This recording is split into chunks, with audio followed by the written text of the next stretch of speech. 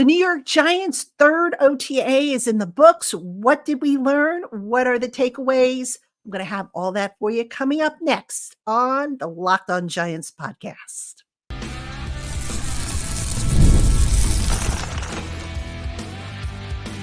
You are Locked On Giants, your daily New York Giants podcast. Part of the Locked On Podcast Network, your team every day.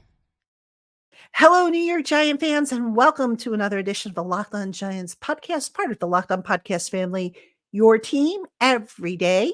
I'm your host, Patricia Traina, credentialed member of the New York Giants media for Locked On, as well as for the New York Giants team page over on the SI.com Fan Nation Network. Find the written work at SI.com/NFL/Giants. And a special welcome, as always, to my Blue Crew community members, to my everydayers, to my newcomers, and everybody in between. Thank you so much for spending part of your day with us here on the Locked On Giants podcast.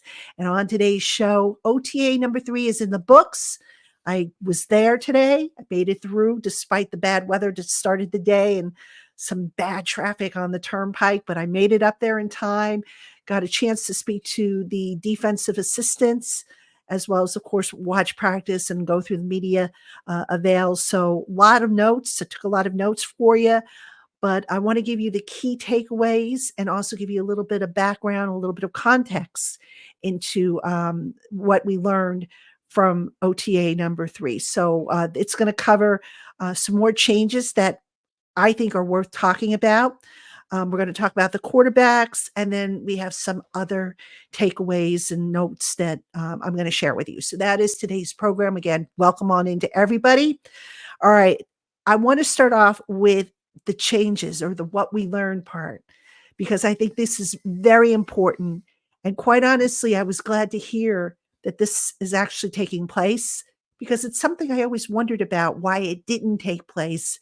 And I'm going to talk about that in once I give you, what I'm talking about here. But one of the big takeaways was when we spoke to the defensive assistants, defensive line coach Andre Patterson revealed that he has been working not only with the defensive linemen, but with the outside linebackers. So he and Charlie Bullen, who is the new outside linebackers coach, they're collaborating in their teaching of the front seven.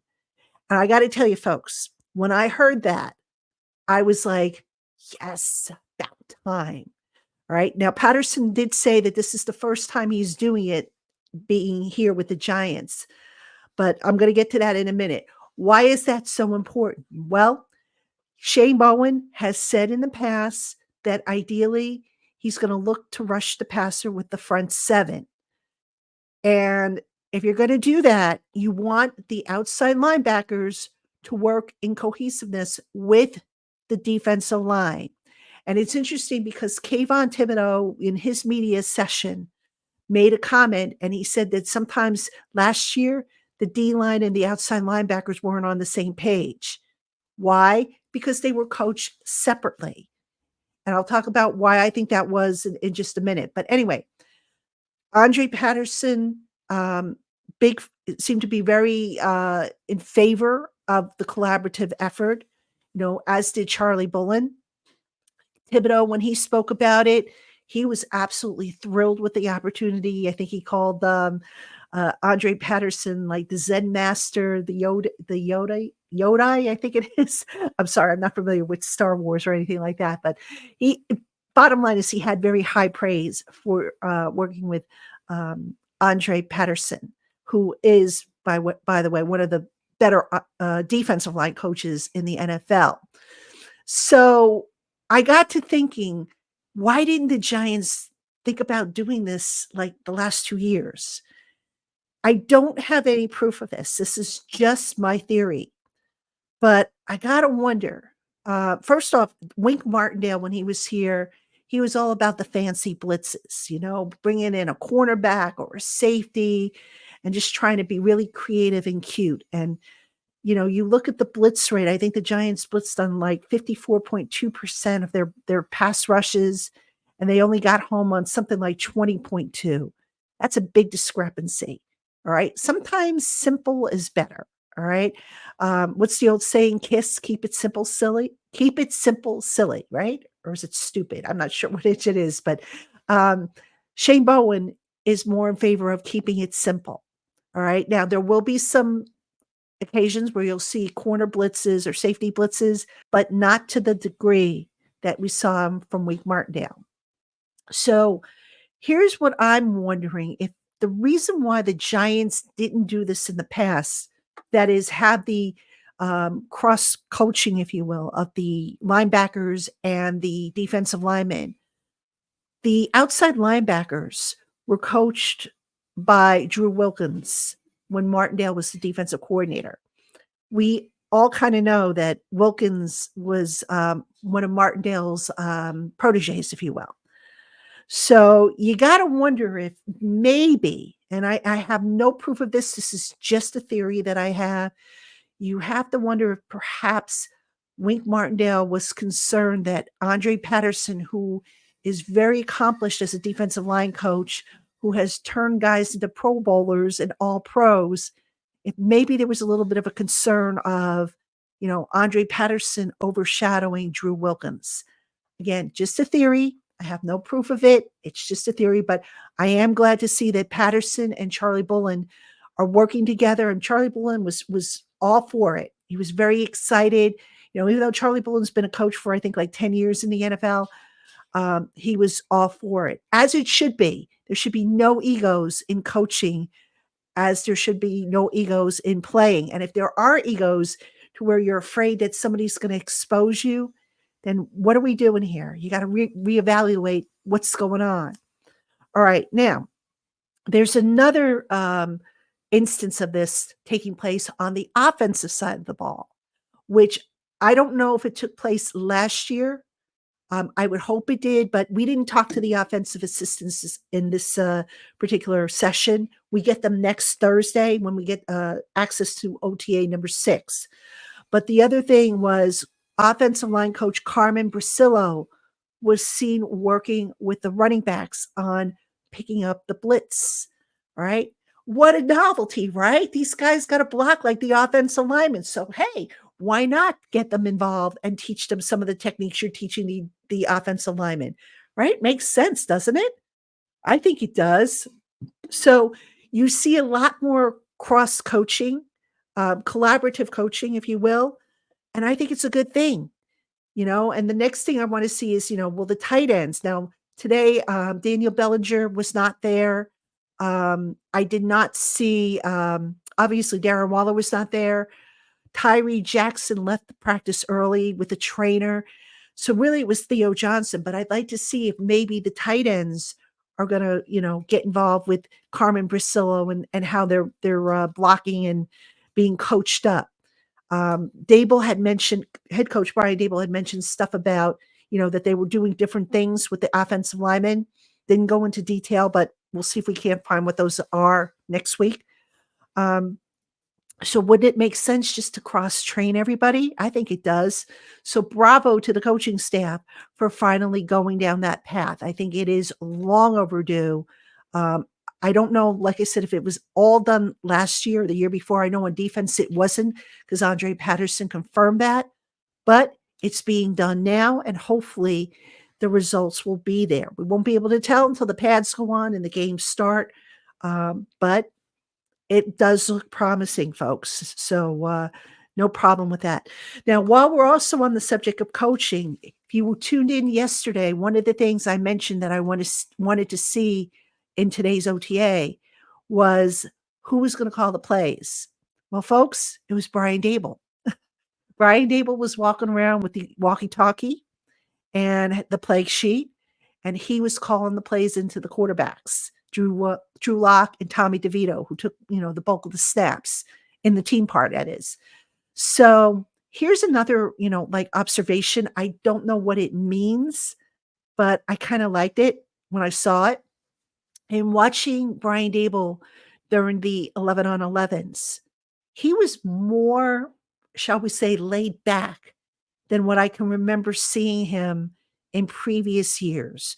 In previous years, he was kind of like all over the place, not in a bad way, but just, very, I don't want to say hyper, but just he wasn't as laid back. So it was almost like, with him calling the plays, he was back in his element and he was able to kick back, focus, the offense, from what I could see, no mistakes, no glaring mistakes where, Dable had to stop practice or where he blew a cork or anything like that. So that was all very positive. Now, that's something I want to keep an eye on moving forward. Is the offense going to run a little bit smoother? Because, there were times last year where they just, went off the rails and Dable just popped the cork at what he saw. So I want to keep an eye on that and see if maybe, that kind of calms everything down. But I did notice Dable was a lot more subdued, a lot calmer, just seemed to be happy to be back in his element as a play caller. So anyway, coming up next, we're going to talk about the quarterbacks. Daniel Jones, Drew Lock, Tommy DeVito. What did we see from them? What did we learn from Daniel Jones, who had a media session? That's all coming your way right after this quick break. Hey, Giant fans, passion, drive, and patience. What brings home the winning trophy is also what keeps your ride or die alive.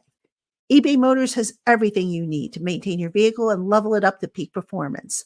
From superchargers, roof racks, exhaust kits, LED headlights, and more, whether you're into speed, power, or style, eBay Motors has got you covered. With over 122 million parts for your number one ride or die, you'll always find exactly what you're looking for. And with eBay's guaranteed fit, your part is guaranteed to fit your ride every time or your money back. Because with eBay Motors, you're burning rubber, not cash. And with all the parts you need at the prices you want, it's easy to turn your car into the MVP and bring home that win. Keep your ride or die alive at ebaymotors.com. Eligible items only, exclusions apply. eBay's guaranteed fit only available to U.S. customers.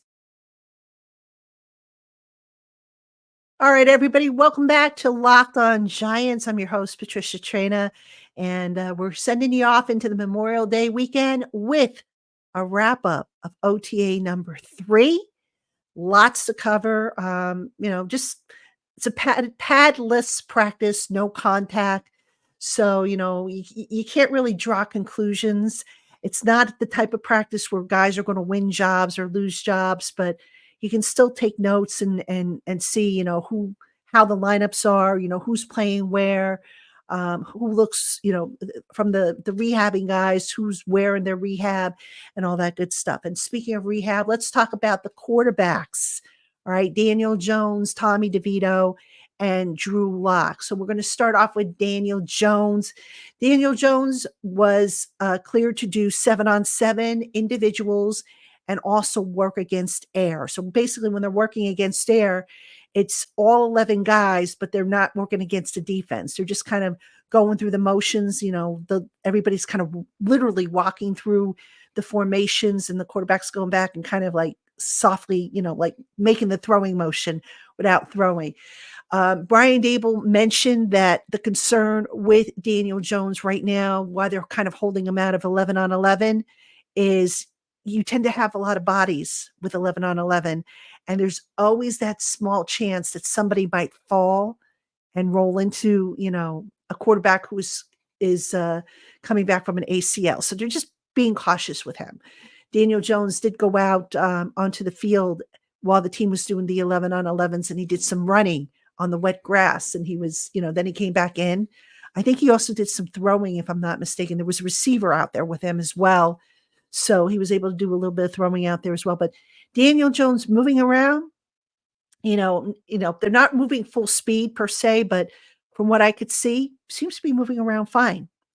All right. Now, Daniel Jones, as we all know, Dable and Joe Shane have both said that he will be the starter once healthy. Jones was asked today, do you anticipate you will be ready for the start of training camp? He's very almost defiantly was like, yes, I will be ready. Yes, I will be ready for week 1. He's right where he needs to be with his rehab. He mentioned that.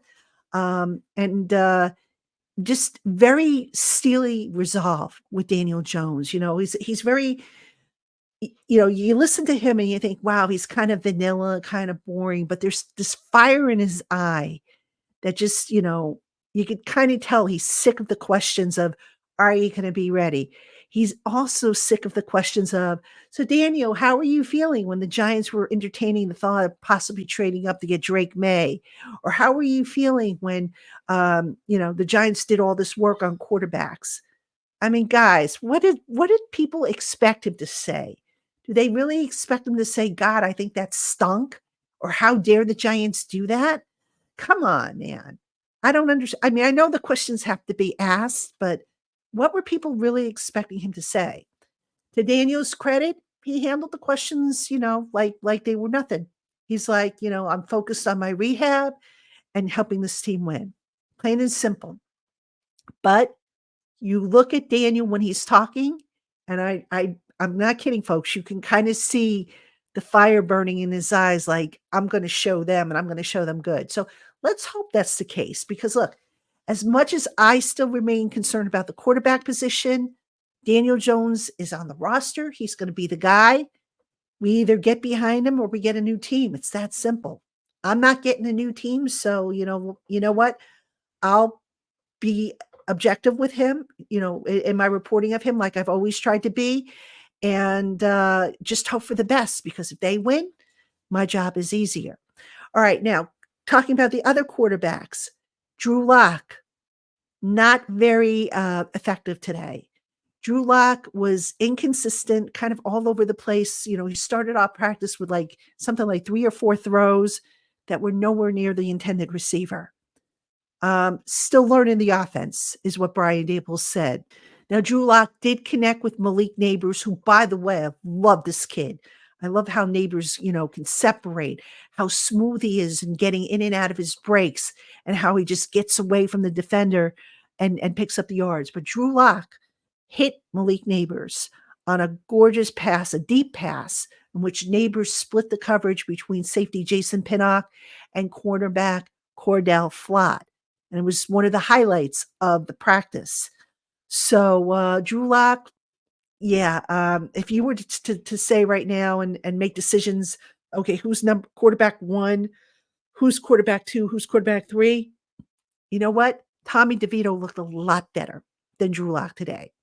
So whether that's because, this is year 2 in the system for Tommy DeVito, who is, because Daniel Jones didn't take part in the 11-on-11s, that makes Tommy DeVito the senior, if you will, the most experienced in the system. So maybe that was it. But the good thing about Tommy DeVito is he wasn't holding onto the ball as long as much as he has in the past. He was getting it out of his hand quicker. So, look, the job, like I said, jobs aren't won in May. Dable said this is a teaching camp, which is what it is. But I did think that Tommy DeVito looked a lot better than Drew Lock. But there's a lot of, spring left. And then, of course, we have summer training camp.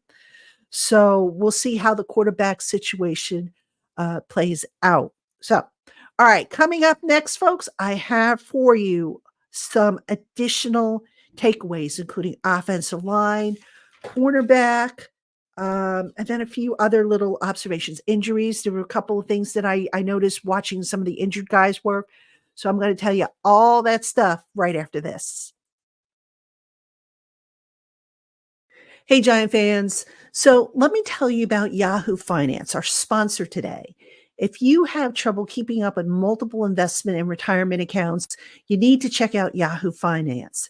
Yahoo Finance lets you consolidate multiple accounts into one hub. Plus, it gives you access to expert analysis to make informed decisions affecting investment opportunities. For more than 25 years, Yahoo Finance has been the brand behind every great investor. Yahoo Finance offers all the tools and data you need in one place. They are the number one finance destination, producing a holistic look at the financial news cycle, including breaking news, original editorial perspectives, analyst ratings, independent research, customizable charts, and so much more. Securely link your brokerage accounts for a unified view of your wealth, including 401ks and other investments. A comprehensive perspective is what sets apart great investors, and it's how Yahoo Finance ensures that you have the insight to look at your wealth in its entirety. For comprehensive financial news and analysis, visit the brand behind every great investor, yahoofinance.com, the number one financial destination. That's yahoofinance.com. All right, everybody, welcome back to the Locked On Giants podcast. I'm your host, Patricia Traina, and we're talking Giants OTA number 3. All right, here's where I empty out what's left of my notepad. All right, first off, for those who haven't heard, Brian Dable did confirm that there will be some joint practices this summer. The Lions will be coming in, I believe, for 2 days. And the Giants are also looking at one joint practice against the Jets in Florham Park, which is where the Jets train. So, Dable expects that to happen, barring anything, falling through. But that seems to be the plan for the summer.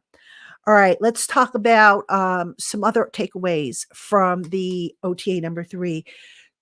Defensive backs coach Jerome Henderson pretty much confirmed that right now Cordell Flott is CB2 on the depth chart. So basically, he said that if the season were to start tomorrow, the starting outside guys would be Deonte Banks and Cordell Flott. Now, Cordell Flott, I'm not too much worried about him in coverage. What I'm concerned about, and I remain concerned about with him, is can he hold up to the physical demands of the position, particularly in run defense? Flott told everybody during his media session that he's up to 177, which is kind of light.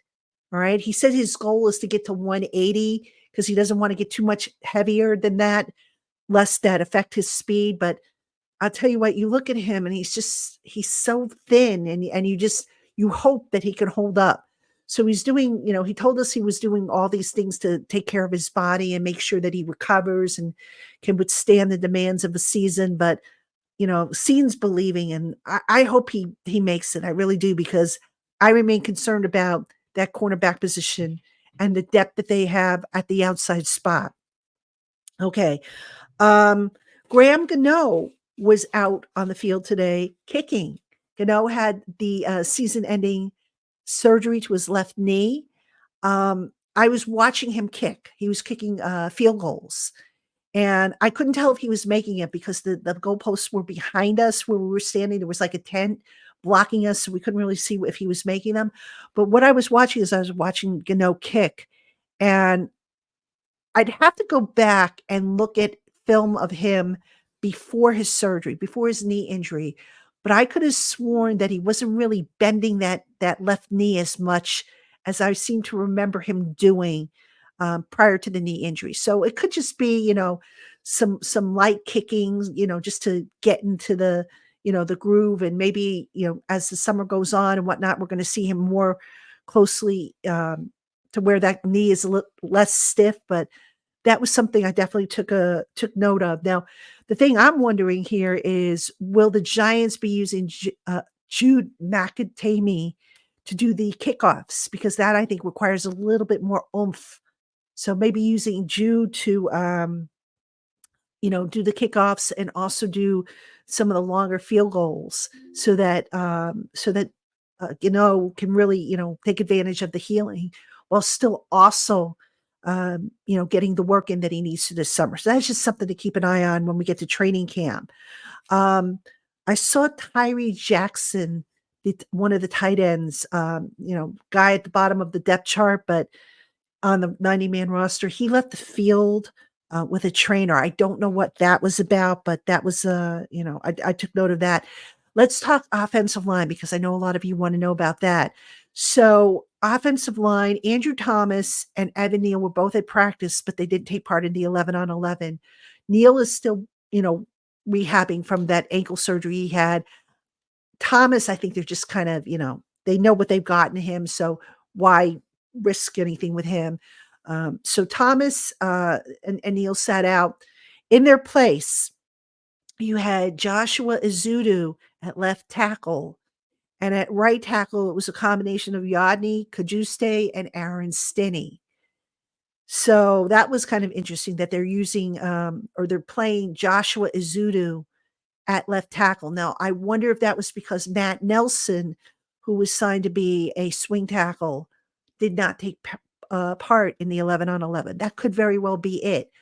I can tell you that Ezeudu kind of had some struggles at the edge there because he was going up against Brian Burns. Brian Burns literally lived in the backfield. I mean, he must have, I lost count, but if I had to take a guess, I would say he was in the backfield at least 4 times in this practice. So, that was not a very good look. And to be fair, look, the offensive linemen, they can't hit the guys coming at them. There's no contact. I get all that, but the angles, just how Brian Burns just took such a wide angle and Azudu just, the minute the guy gets turned to where he's facing the sideline, it's over. He's lost the rep. And I saw that way too many times with Joshua Azudu. So, hopefully they'll keep, maybe he was playing there out of necessity. Maybe the plan is to move him back to guard. I don't know. That's just something we'll keep an eye on going forward. The guards. Okay, the guards were Jermaine Illuminor at left guard, John Runyon Jr. at right guard. I told you guys on another show, I mentioned that Runyon would probably get some work at right guard, despite the fact that he prefers left guard. Well, folks, he's been working a lot at right guard from what I understand. So whether that stays as is, I don't know. But again, something to keep an eye on. Now, interestingly, going back to Evan Neal, Brian Dable was asked about Evan Neal, and read into this however you want. But Dable kind of said this with a smile. He said of Evan Neal, he'll start at right tackle. When he was asked about, what the plan was for Evan Neal, if he would get maybe snaps inside. I would be willing to bet, and I'm not a gambler, but I would be willing to bet that Evan Neal's going to get some training inside at right guard, or not right guard, but at guard. All right. Now, next week, we get to talk to the offensive assistants. I'm going to make sure that I sit in with new offensive line coach Carmen Brasillo. I want to hear what he has to say about all this. All right. I already have an idea of how Brasillo approaches offensive line with, if you're not a top 5 at your position, you better be prepared to cross train.